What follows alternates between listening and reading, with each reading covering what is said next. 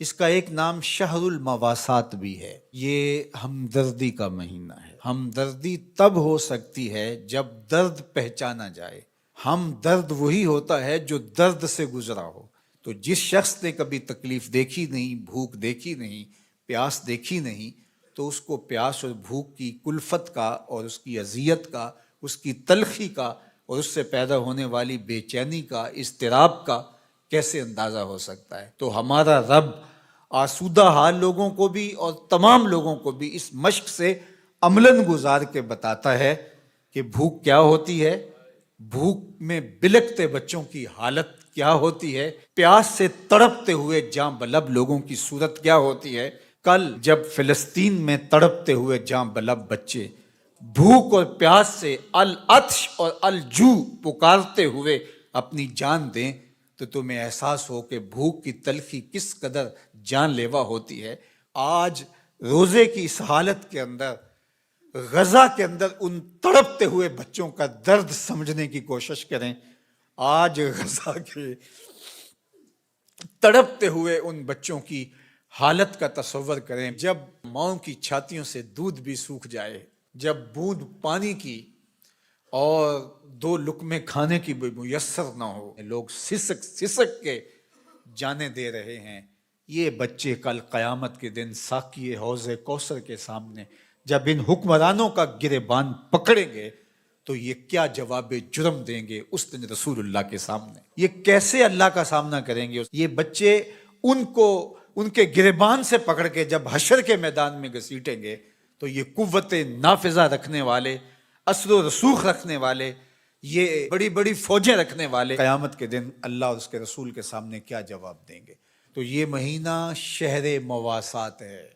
اللہ اکبر! اور میرے اور آپ کے آقا و مولا تو شہر مواسات کا نور بانٹنے آئے ہیں۔ خود حضور کے مبارک بطن اقدس کے اوپر پتھر بندھے ہوئے تھے اور لوگوں کی ضرورتوں کا کس طرح خیال رکھتے۔ سیدہ زہرا پاک سلام اللہ علیہا چکی پیستے پیستے ہاتھ میں چھالے پڑ جاتے ہیں، اور حضور علیہ السلام کی خدمت میں کچھ غلام اور کچھ لونڈیاں کسی غزوے سے کثیر تعداد میں آئی تھیں، تو اس غرض سے حاضر ہوتی ہیں کہ ایک غلام یا ایک لونڈی عطا کر دی جائے، کام کاج میں ہماری معاونت ہو جائے۔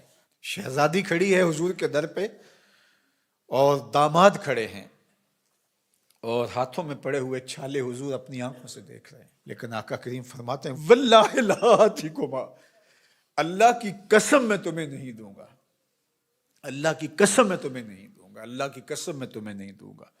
فرمایا میں تو ان غلاموں اور لونڈیوں کو بیچوں گا، اور اس سے جو رقم ملے گی، جو پیسے ملیں گے، بدر اور احد کے شہیدوں کے یتیموں کی کفالت کروں گا، مدینے کے مفلوق الحال لوگوں کی، بیواؤں کی، اراملہ کی، مساکین کی، یتامہ کی کفالت کروں گا۔ اب مجھے یہ بتاؤ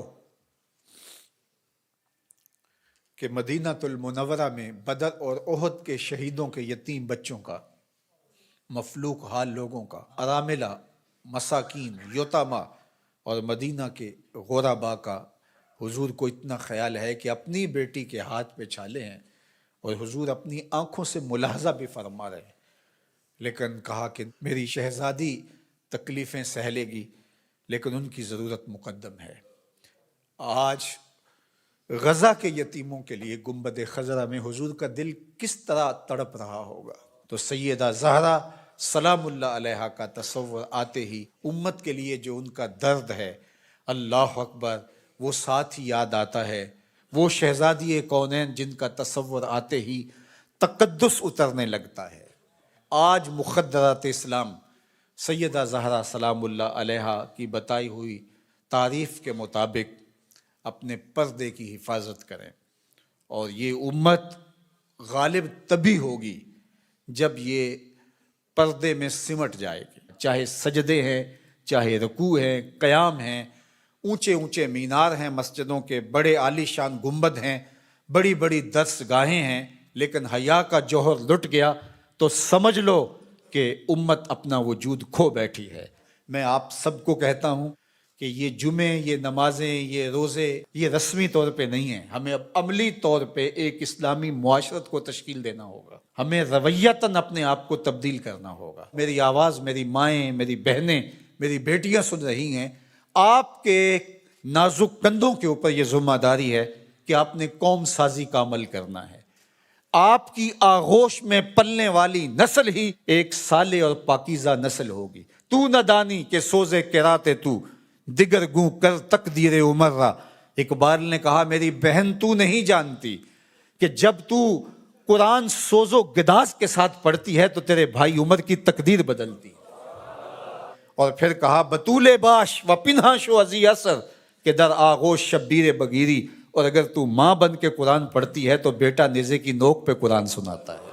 آج امت مسلمہ کی بیٹیوں کو سیدہ پاک سلام اللہ علیہا کے اسوہ کو اپنے اندر اتارنا ہوگا. اسلام کوئی مشکل دین نہیں ہے، سادہ سادہ عام فہم دین ہے. ہماری فطرت کے مطابق ہمارے رب نے یہ دین ڈیزائن کیا ہے. اس دین کے مطابق اپنی زندگی گزاریں. میری مائیں بہنیں پردے میں سمٹ جائیں، اپنی اولاد کو قرآن کی لوریاں دیں. کوئی دن نہ ہو، کوئی رات نہ ہو کہ ہمارے گھر قرآن نہ کھلے. قرآن کی تلاوت سے ہمارے گھروں کا ماحول معطر رہے، ہماری آنکھوں میں پاکیزگی آ جائے، عفت اور پاک دامنی ہمارا شعار ہو. وہ غلیظ نگاہیں، وہ گندی اور مکروہ نگاہیں جو غیر محارم کو دیکھتی ہیں، قیامت کے دن آتش دوزخ میں جلائی جائیں گی. ان کے اندر آگ جہنم کی بھر دی جائے گی.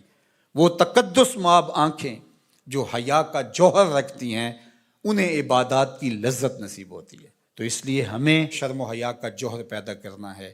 خاتون سمٹ جائے پردے میں، مت مغرب کی نقالی کرے. اور یہ جو نئے نئے فتنے نمودار ہو رہے ہیں اور نئے نئے رنگ اور آہنگ پیدا ہو رہے ہیں، نئی نئی دلیلیں تراشی جا رہی ہیں اور طرح طرح کے مفکرین آ کر کے پردے کو بوجھ قرار دے رہے ہیں، ان کی بات چھوڑیں اور قرآن کی طرف آئیں. قرآن کہتا ہے یدنینا فی جلابیبہن، کہ وہ اپنی اوڑھنیاں اوڑھ کے رکھیں.